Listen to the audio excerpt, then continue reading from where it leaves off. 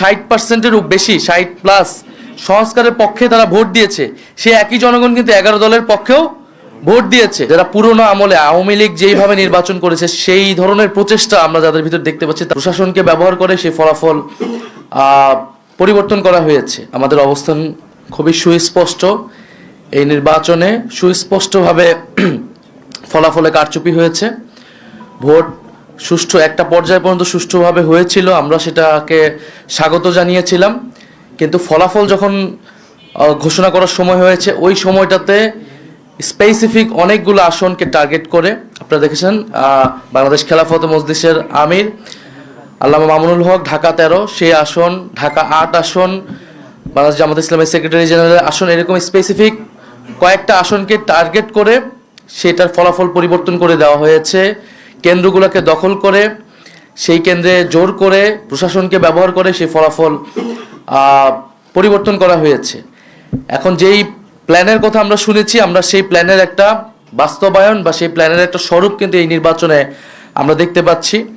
এবং এই ধরনের ফলাফল কারচুপি করে যারা পুরনো আমলে আওয়ামী লীগ যেইভাবে নির্বাচন করেছে সেই ধরনের প্রচেষ্টা আমরা যাদের ভিতর দেখতে পাচ্ছি, তারা কিভাবে রাষ্ট্র পরিচালনা করবে, কীরকম দেশ পরিচালনা করবে সেটা নিয়ে জনগণের মধ্যে প্রশ্ন এসেছে। এবং নির্বাচনের পরদিনই যারা তাদের প্রতিদ্বন্দ্বীদের উপরে হামলা, সারা দেশে নির্বিচারে বাড়িঘরে হামলা, আগুন লাগানো, হুমকি এবং এলাকা ছাড়া করতেছে, তাদের কাছে এই দেশের জনগণ, এই দেশের মানুষ কিভাবে নিরাপদ থাকবে সেটা নিয়ে প্রশ্ন এসেছে। এবং সেটার জন্য আমরা 11 দল কিন্তু ঐক্যবদ্ধ হয়েছি।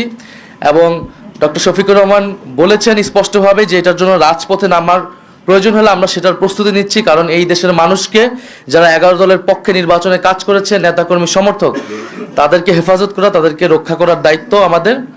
আরেকটি কথা আমি বলতে চাই, আমরা জনগণকে অভিবাদন জানাই যে জনগণ এত প্রতিকূলতার মধ্যেও 11 দলের পক্ষে ভোট দিয়েছেন, 11 দলের পক্ষে বিজয়ী হয়েছেন। অনেকেই অনেক কারচুপি করে তাদের বিজয় আটকানো যায়নি। আপনারা দেখবেন যে গণভোটে কত পার্সেন্ট ভোট পড়েছে, 60% ভোট পড়েছে, 60+ ভোট পড়েছে।